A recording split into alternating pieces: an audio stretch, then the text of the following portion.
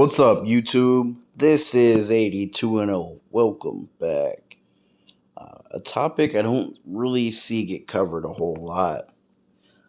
When people talk about early basketball, the earliest you really see people covering it is like the Russell Chamberlain era. And that's always frustrated me because that's really not that long ago in the grand scheme of history. But there's a team I want to talk about. The Celtics. Not to be confused with the Boston Celtics. There was the original Celtics, which was a barnstorming professional American basketball team.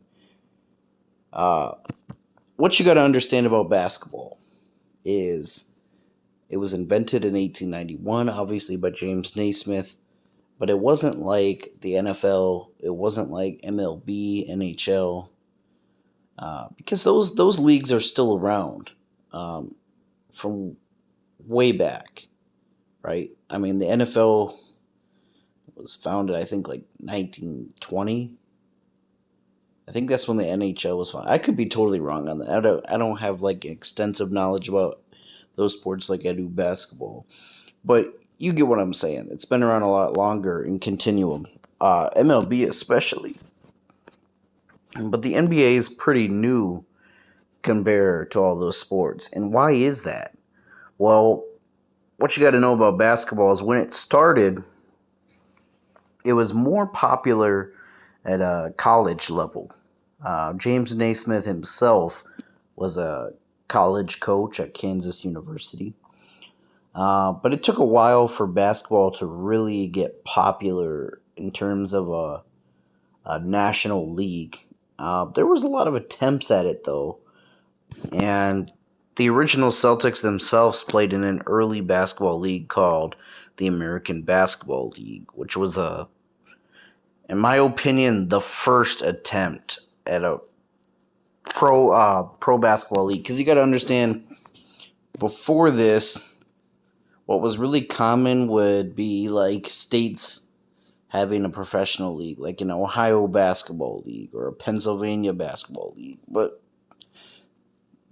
the ABL is what I'm going to call it, was like the first major attempt. I mean, later you had the NBL. I don't want to make this just a history about basketball leagues, but just try to understand that the American Basketball League was an early attempt, right? And they didn't last, obviously. It's crazy, though, because they lasted up until around the time the NBA was just starting, right? They could have merged, but they weren't as popular by then. I mean, the NBA was having all the stars by then. I mean, I'm not going to make this video a lesson about early basketball leagues. That's a topic for another day. But I'm here to talk about the original Celtics, in particular a player named John Beckman, right? So anyways, just know this. They were part of the EBL. The original Celtics were, which was a basketball league from 1921 to 22. They were part of the Metropolitan Basketball League from 1922 to 23. But they were most known for being in the ABL, which I talked about, from 1926 to 1930. Now, the team itself lasted from 1914 to 1930, and they played at Madison Square Garden. Anyways, that's the story with a lot of those early basketball teams, especially like the Harlem Globetrotters, too. You'd see them bouncing around basketball leagues, just trying to make a name for themselves. It wasn't as stable as what it is today, or even what it would be 30, 40 years later, People think the 60s is a dinosaur era, but at least the NBA didn't have folding teams in the 1960s. It was, it was a lot more stable than what people make it out to be. I mean, I'm not saying it's like what it is now, but this was really the dinosaur era, All right, no disrespect because basketball history is basketball history. But anyways, the original Celtics won the championship in the EBL in 1922. They won the ABL championship in 1927 and 1928. But I'm here to specifically talk about John Beckman.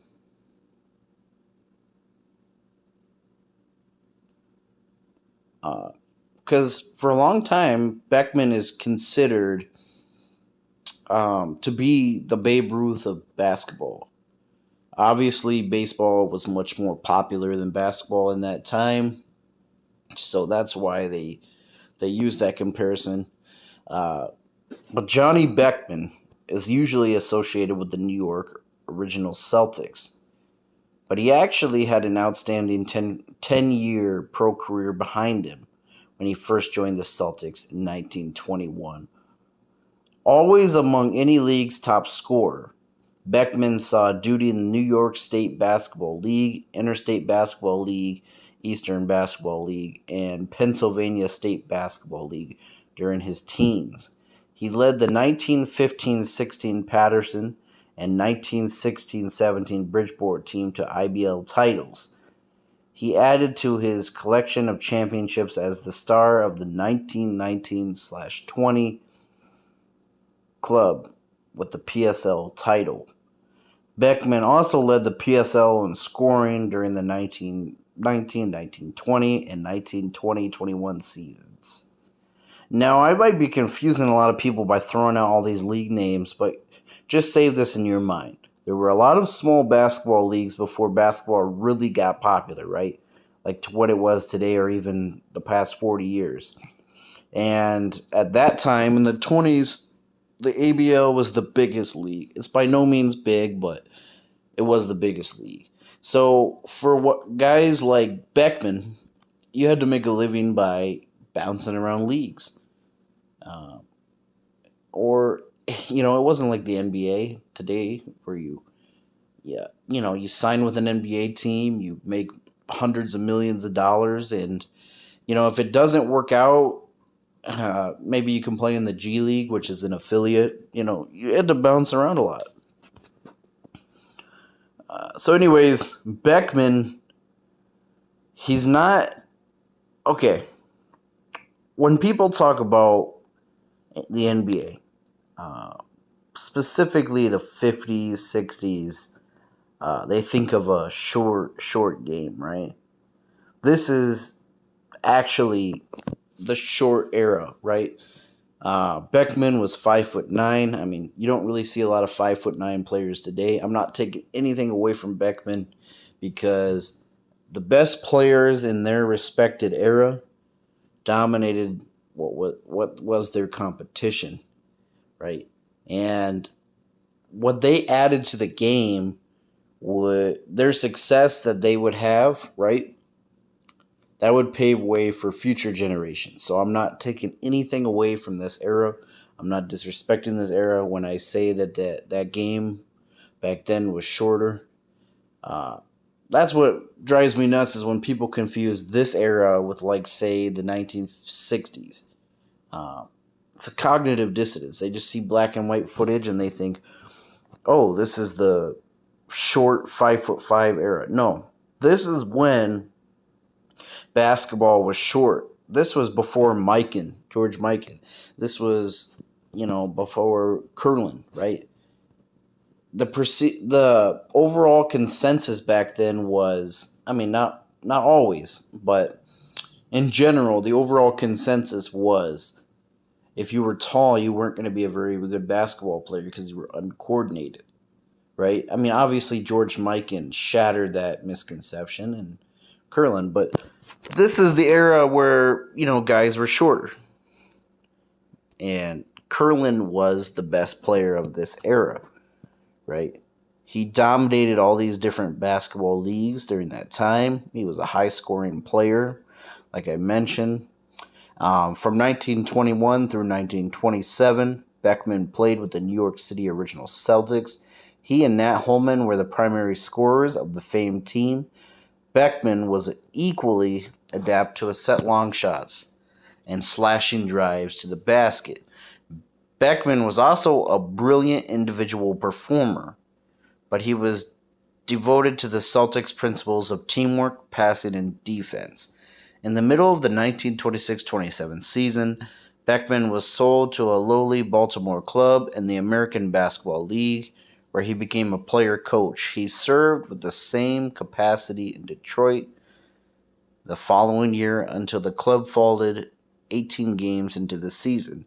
Beckman remained in the ABL through the 1929-30 season, but the huge number of games he had played finally took their toll. Wrecked by injuries during the final years of his career, Beckman survived on determination and will. He was inducted into the Naismith Memorial Basketball Hall of Fame in 1959, which I think was the inaugural championship class or Hall of Fame class. I think 1959 was their first year. But anyways, let's talk about his career, right?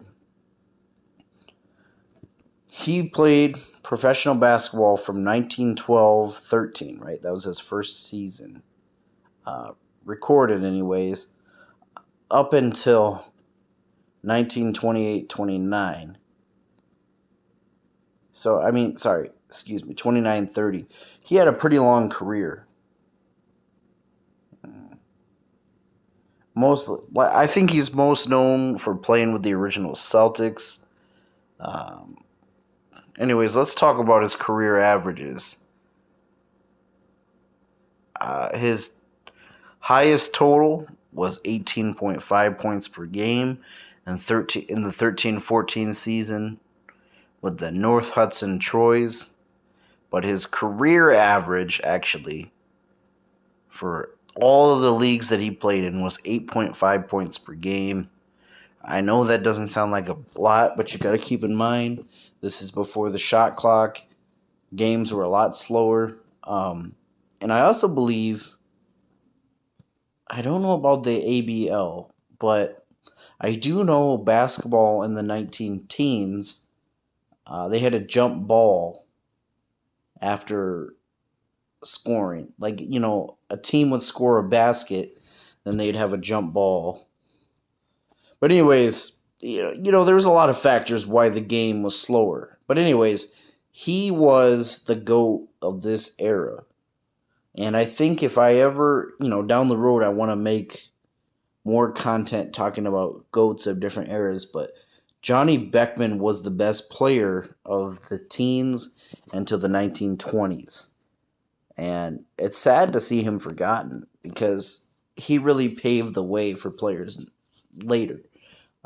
You wouldn't have these leagues today, like the NBA, if it weren't for guys like this. So let me know what your thoughts are down below. Have you heard of the original Celtics? Comment down below what your thoughts are. Thanks for watching.